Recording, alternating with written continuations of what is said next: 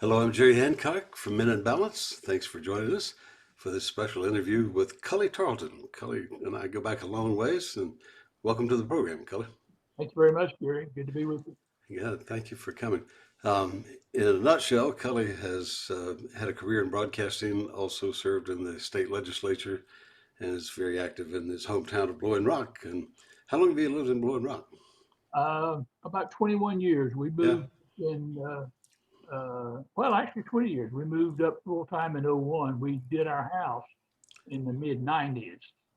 We bought a house that was built in 1887 and restored it and added on to it. And we're right on Main Street in Blowing Rock. we're glad to have you on the program.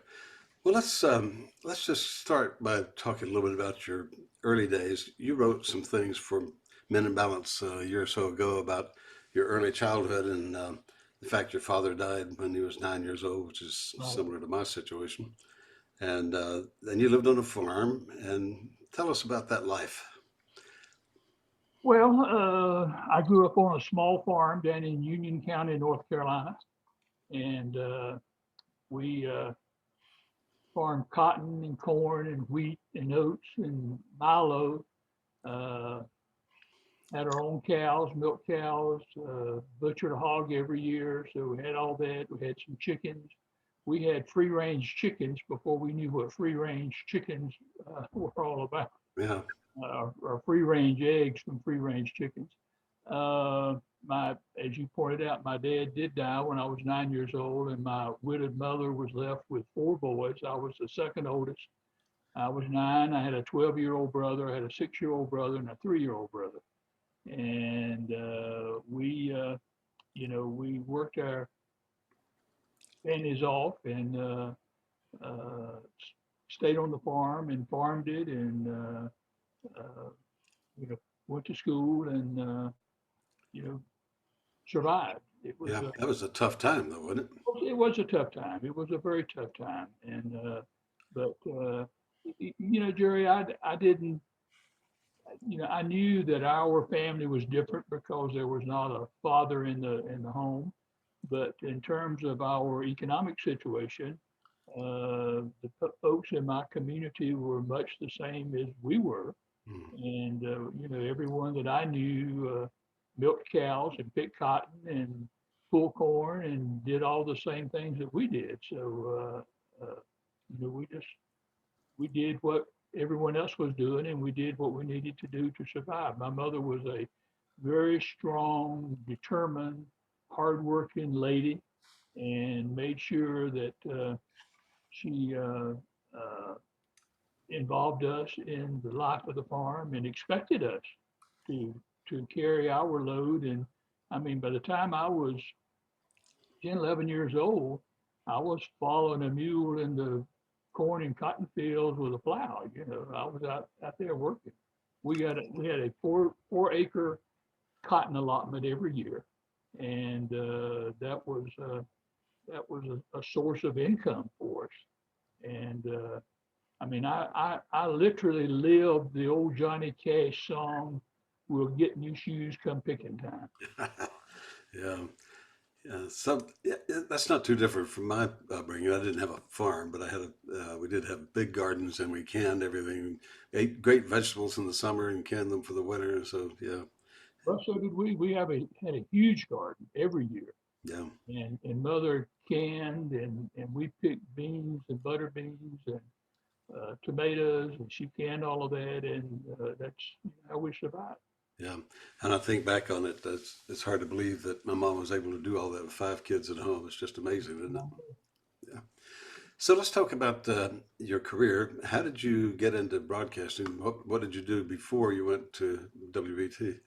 I'm frequently asked that question, Jerry, and my answer is always the same. I was looking for a job. Uh, we, unlike a lot of people who get into broadcasting, I didn't grow up and hang around a radio station and work weekends and do all of that.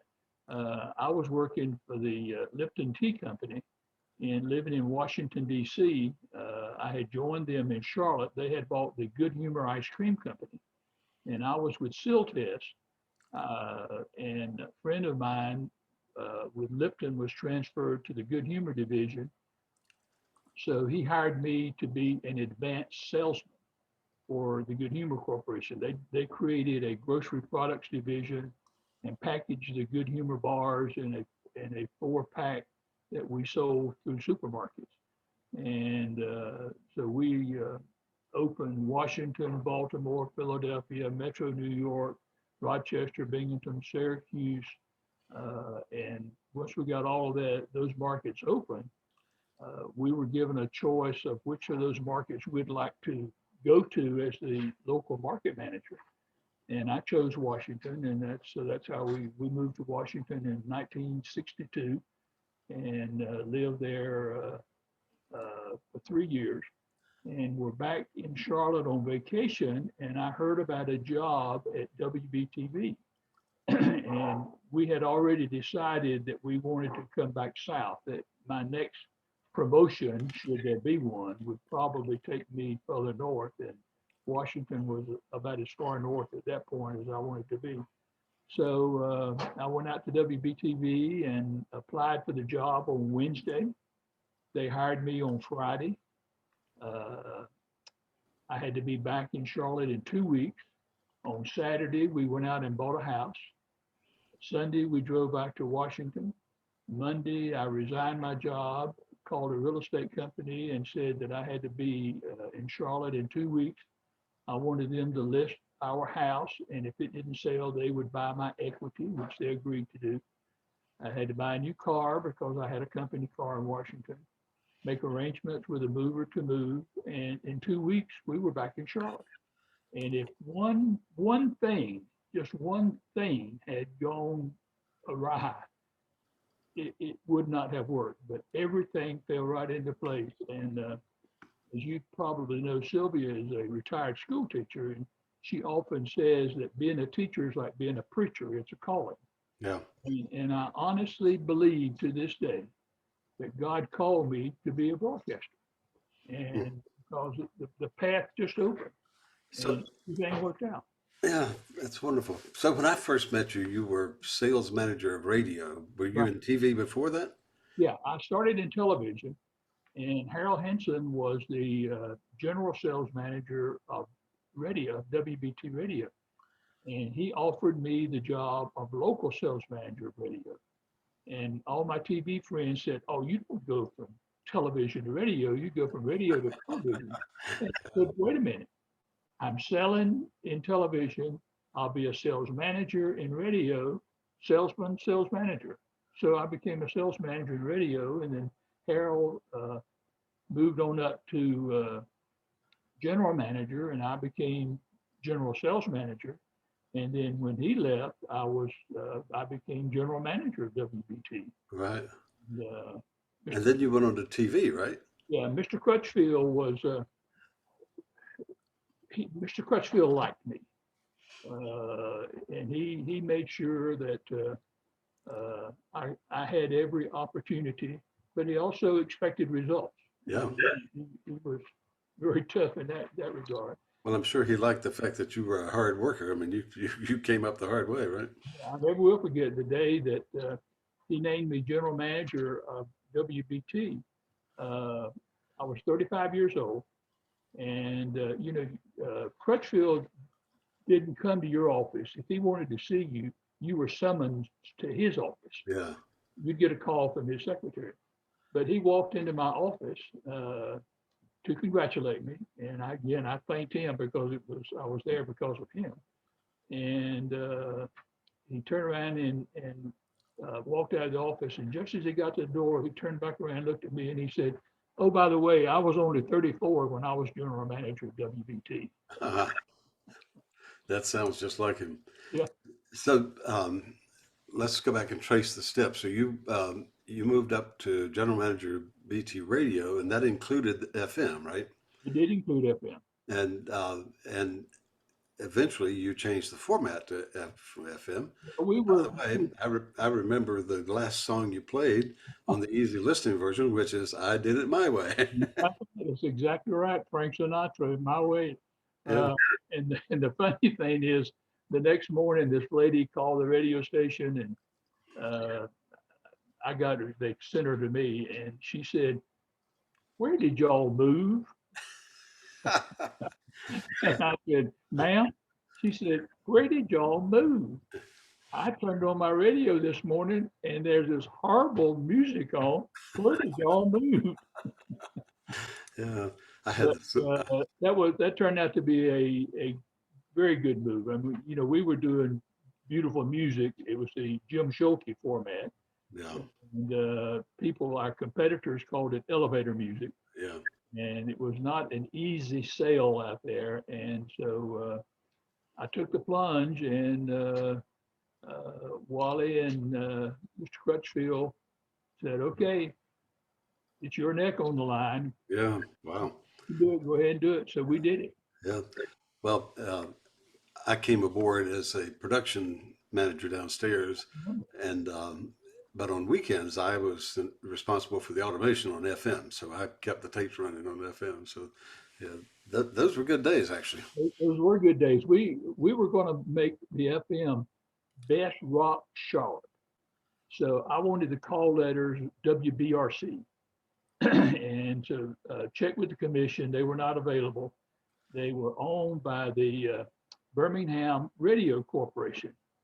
So like a dummy, I picked up the phone and called the head of Birmingham Radio Corporation to see if he would sell me those call letters.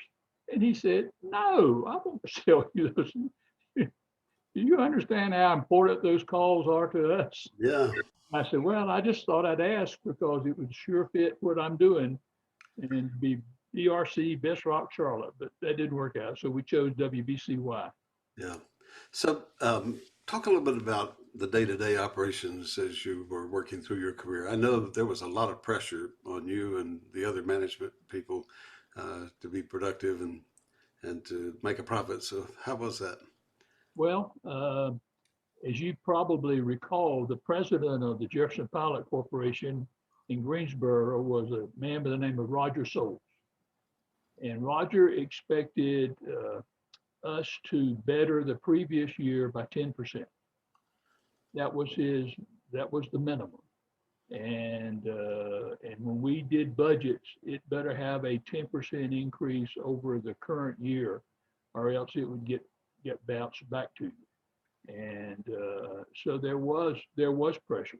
There was, uh, I mean, we had to watch the bottom line, and I know there were times when the staff would would get ill towards me because of not letting them do something, but uh, the pressure was on. I mean, we had to perform, and if not, they'd find someone who would. No. So I'll take this point to diverge a little bit from our conversation, but I'm just curious what your reaction is to AM radio today in particular and radio in general. Well, obviously the medium has changed a great deal over the years, and AM radio is basically sports or talk now. And I still, I listen to the radio a lot. About all of our radios are on WDAV. We love classical music and listen to WDAV or an NPR station, FAE, when I'm looking for something that I know is on NPR. And so I still listen to radio. I love the most fun I ever had in broadcasting was when I ran WBT. Radio is just fun. Uh, you know, television is more glamorous, but in radio, you're creating back in those days. I don't know how it is now, but radio, you're creating your product as you go along. Yeah. What will be on the air 15 minutes from now doesn't exist. You're Yeah. creating it. Yeah. And I just thought that was fun, and we did it. I must say we did it very well. We had wonderful staff, people like you and others, and our numbers were strong, and we made a lot of money. Yeah, yeah. So had you moved on to TV when the format change for AM came about? Yes. Okay, so you weren't involved in that. No. I That, moved back to WBTV in 1980, I think it was. yeah. Well, yeah, those were good days, and I enjoyed working there. Enjoyed. I thought it was nice that you, as the sales manager, I mean, as the station manager, invited us into all the sales meetings. So the production folks and everybody was in the same meeting. So it was hearing everybody hearing the same thing. I thought that was great. So I appreciated that. So let's talk about Cully, the personal guy. I happen to know just by watching you on Facebook that you love to cook, as do I. I'm just curious, have you got a signature dish you like to do? Uh, no, not well. I suppose if I had one, it would be a New England clam chowder. I make a New England clam chowder that I'll put up against anyone, anywhere. It's a recipe that I perfected over a period of time. And but I tell you, a lot of my recipes, in fact, I'm cooking tonight, and I'm cooking a dish that I saw on the Pioneer Woman. I watch a lot of cooking shows, and if I see a dish that I like, I just go online and pull up the recipe and go for it. Yeah. Well, some of the pictures you've put online of the stuff you have cooked just makes me my mouth water. I'll tell you, it looked really great. I enjoy cooking, but I'm probably not as adventurous as you are. Sylvia and I both love lamb, and so I do a lot of lamb. When we were in Ireland years and years ago, Sylvia found a recipe for lamb shanks in the Irish copy of Bon Appetit, I think, and tore it out, and it has become one of our favorites. And I have a freezer out in the garage that I keep my stuff in, Hmm. and I was just out pulling some chicken thighs out that I'm going to use tonight for dinner, and I think we've got four lamb shanks out in the freezer. We both love lamb, and that lamb shank recipe is really really good. Oh man, I envy you. Wish I could get up there to eat dinner with you. So, among the other things you've done after you retired, I guess, was your stint in the legislature. Talk about that a little bit. And you served Well, 2 terms. Joy, I had always said once I retired that I was going to run for office because I enjoy politics. Sylvia and I both always stay up to date on what's going on in politics. And so once we retired and moved up here full time, I decided to run for the state house.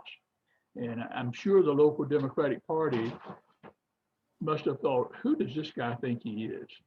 He moves up here from Charlotte and suddenly comes, he's never worked a day for the party, never done anything for us. And now all of a sudden he's going to run for the state house and expects us to support him. So I had to earn that respect, which uh, I did along with Sylvia's help. She's actually better at this than I am. And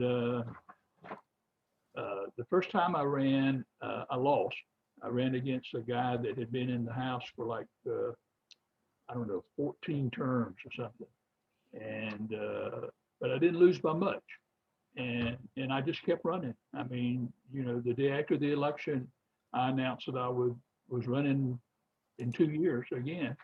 And so we just kept running and built a base and built support and won handedly the next time against the same candidate. And So, talk about your time in the legislature. What were the big lessons you learned? What was different about that from other things you've done? you have to understand, Drew, for me, it was a privilege to serve. I mean, an absolute privilege. It puts you in a position of being able to help people. And so that was my focus.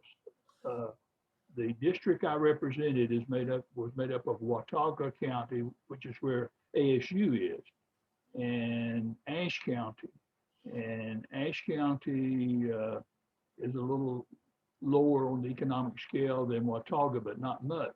but even Watauga is among the one of the poorest counties in the state. So uh, even though we have great pockets of affluence around us, like Grandfather and Hound Ears and Linville and all those places, there are a lot of poor people up here. A lot of children in school who are on the free lunch program because of their family's economic situation. Food banks are mobbed all the time because our industry up here is tourism. It's a service industry, and the preponderance of the people who work in that industry are on minimum wage, Yeah. no benefits. So I wanted to ask you about that, just to take a little detour here. How has the area fared with COVID and all of the? Well, some businesses better than others. Uh, One of the guy who owns a couple of restaurants here in Blowing Rock and is a good friend of ours, uh, told me at the very beginning. He said, "Just tell me what the rules are, and I will follow them." And so, even though his business dropped initially about 70%, he kept the doors open, pick up only. And then as the rules changed and they could include in interior inside dining again, he changed to that. Uh, we probably had a handful of businesses closed, but for the most part, the people have adapted very well. What's interesting, Jerry, is that I mentioned before that tourism is our industry here.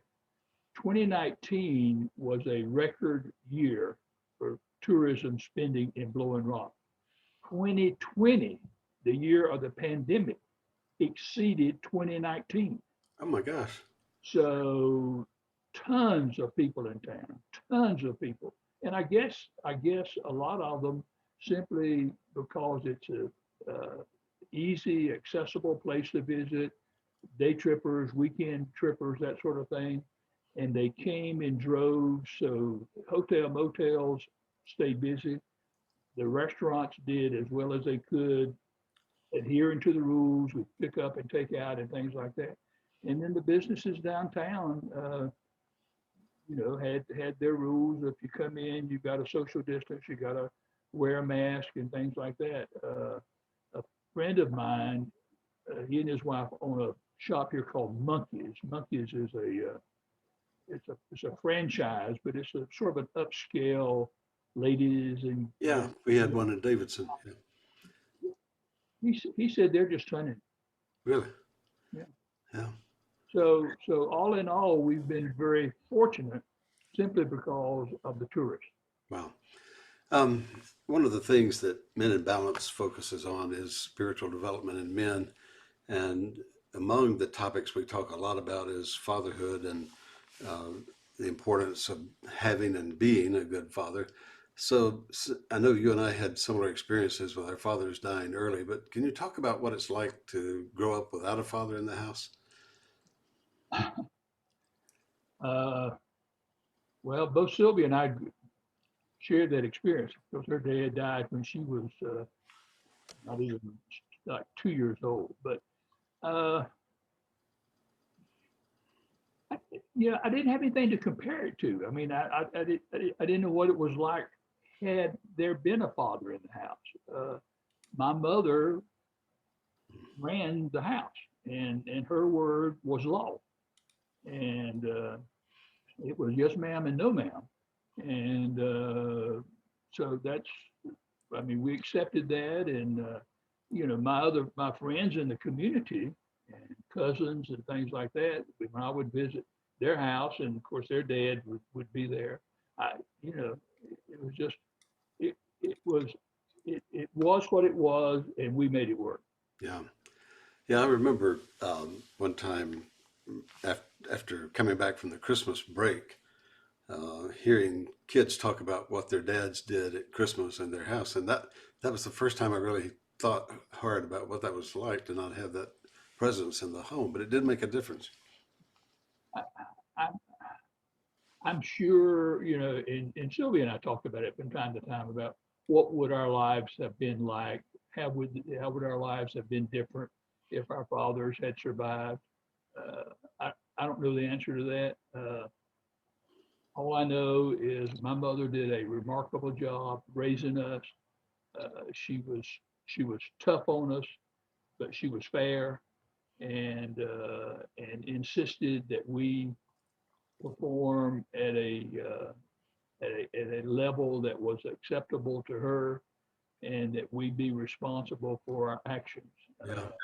She was one of Big, these people that said, if you ever get a spanking in school, it will uh, not come close to what you will get when you get home. well, it also makes you appreciate strong women, doesn't it? So, Exactly.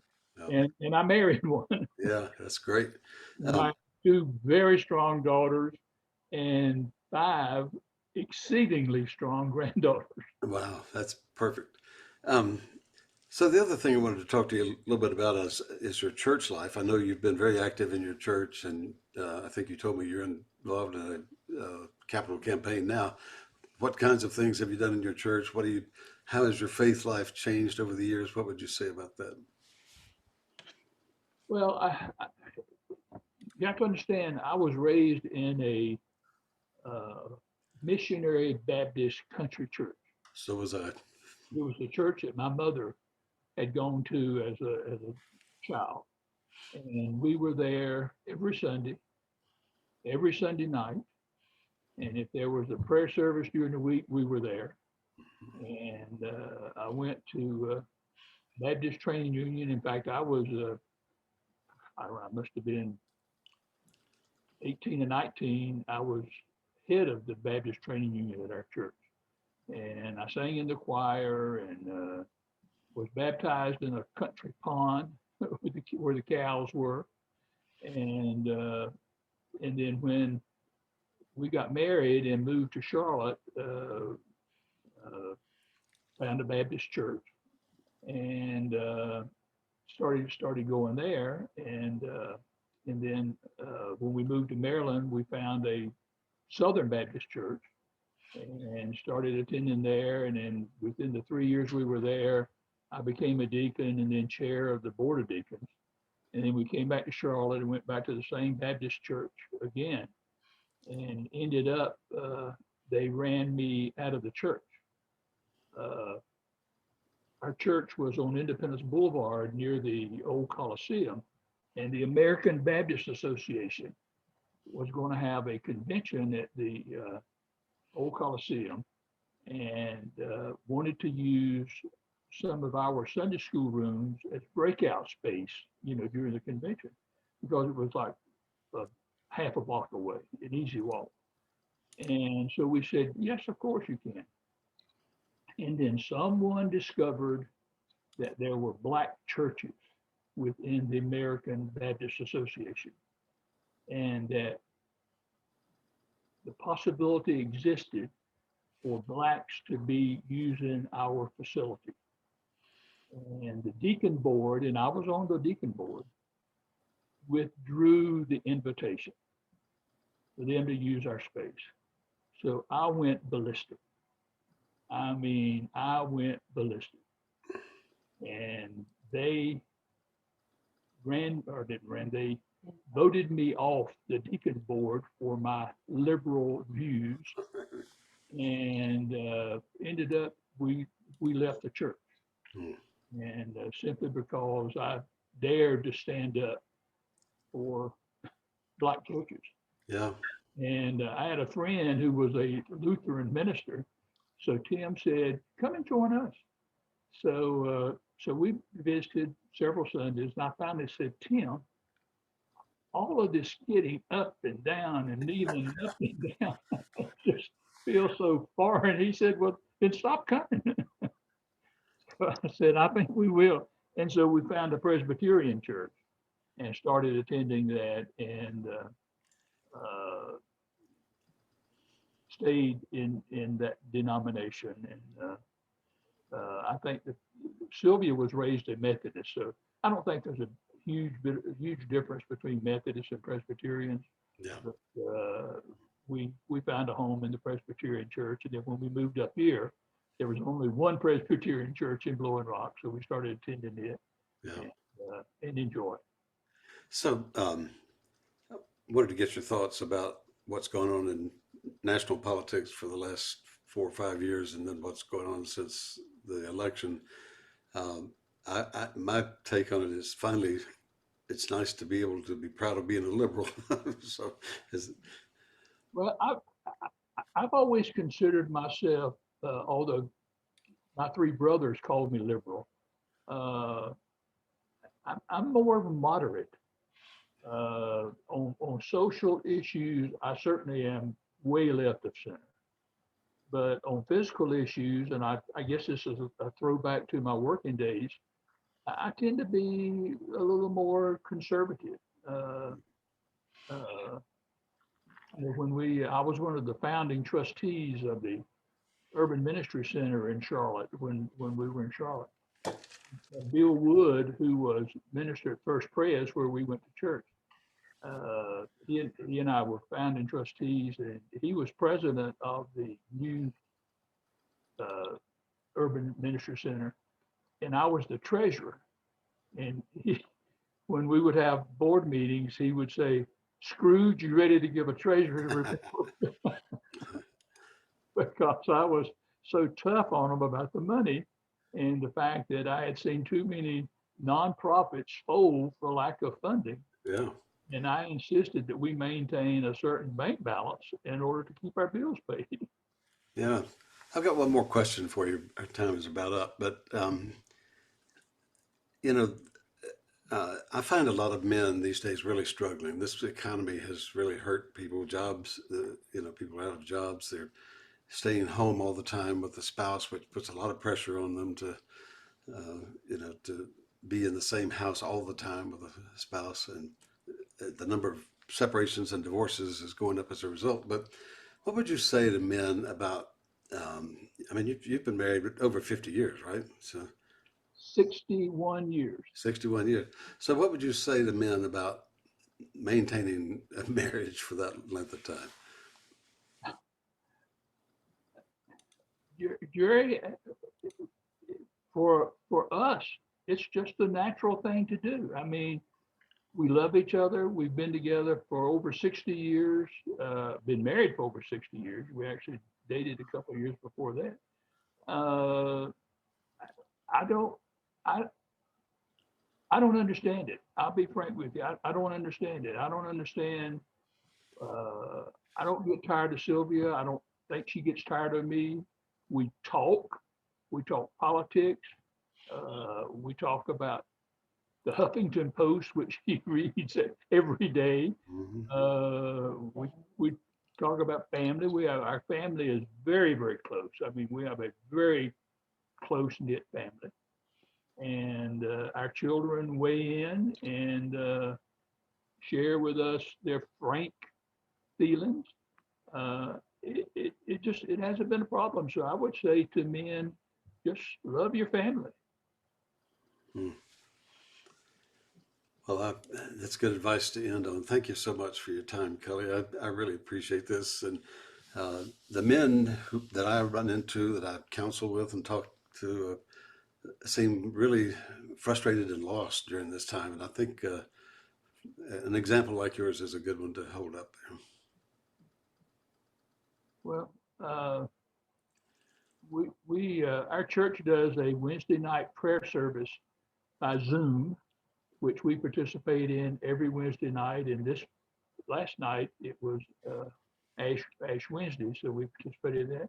But you know, uh, our faith is a big part of our life, and we are both strong believers and try to practice our faith and try to be good people and do the right things. Not always successful at it. Sylvia is more so than I am. there. Yeah. I would just say to people, just ask God to lead you and guide you and direct you. Yeah. Very good. Cully, thank you so much for your time. We've been talking to Cullie Tarleton, who's former executive at Jefferson Pilot Broadcasting, radio and television. and a big influence on my life, by the way. I think you should know. And I appreciate what you've done. Appreciate you spending your time with us today. I'm Jerry Hancock from Men in Balance.